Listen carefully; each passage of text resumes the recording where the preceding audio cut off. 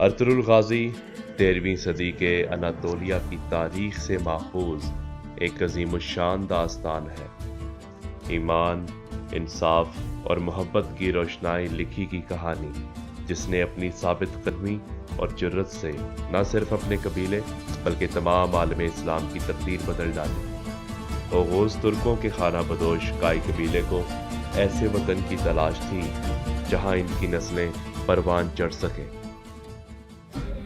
پچھلی ویڈیو میں ہم نے دیکھا کہ ارطغرل جنگل کے شکار پر جاتا ہے اور وہاں ایک شہزادی کو قید میں دیکھ کر وہ ٹیمپلر سے لڑ کر اسے آزاد کروا لیتا ہے اور اپنے بابا سے ملواتا ہے۔ دوسری طرف ارطغرل کے بھائی اپنے والد کو کہتا ہے کہ شہزادی ہمارے لیے مصیبت بنے گی۔ ارطغرل غصے میں پہاڑوں کی طرف روانہ ہو جاتا ہے۔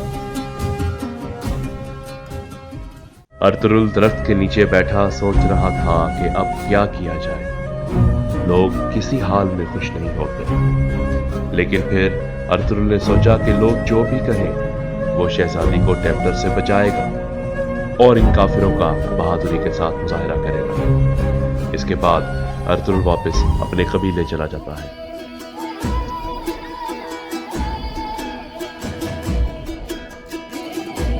واپس قبیلے جا کر وہ دیکھتا ہے کہ حلیمہ ایک جگہ اداس بیٹھی ہے، تو ارطغرل اسے پوچھتا ہے کہ کیا بات ہے۔ وہ کہتی ہے کہ وہ نہیں چاہتی کہ اس کی وجہ سے قبیلے والے ارطغرل کو باتیں بنائیں، جس پر ارطغرل کہتا ہے کہ اس کو پریشان ہونے کی ضرورت نہیں۔ دوسری طرف ٹیمپلرز کا سردار غصے میں بیٹھا ہوتا ہے کہ ارطغرل نے شہزادی کو ان کی قید سے نجات دلا دی۔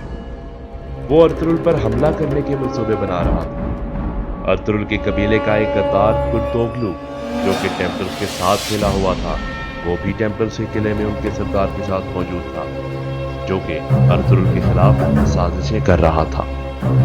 ارطغرل نے اپنے والد سلیمان شاہ سے بات کی اور ان کو بتایا کہ کیسے ٹیمپلرز شہزادی کے پیچھے لگے ہوئے ہیں اور ان کا اصل میں مقصد کیا ہے۔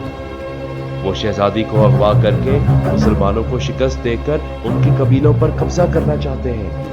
اس پر سلیمان شاہ نے ارطغرل کو کہا کہ بیٹا، میری طرف سے تمہیں پوری اجازت ہے کہ تم ٹیمپلر سے جنگ کرو اور انہیں ہراؤ۔ ہم حلیمہ سلطان کی حفاظت کریں گے۔ یہ سن کر ارطغرل اپنے ساتھیوں کے پاس گیا اور انہیں بتایا کہ سلیمان شاہ نے اجازت دے دی، اب وہ ٹیمپلرز کے ساتھ لڑیں گے۔ یہ سن کر سب نے خوشی سے نعرہ تکبیر کے نعرے لگائے، اللہ اکبر۔ ٹیمپلرز کے سردار نے کرتوغلو کو ارطغرل کے قبیلے کے لوگوں کے کھانے میں زہر ملانے کا کہا تاکہ اس سے ارطغرل ڈر جائے اور ان کے ساتھ جنگ نہ کرے۔ کرتوغلو زہر لے کے قبیلے کی طرف روانہ ہو گئے۔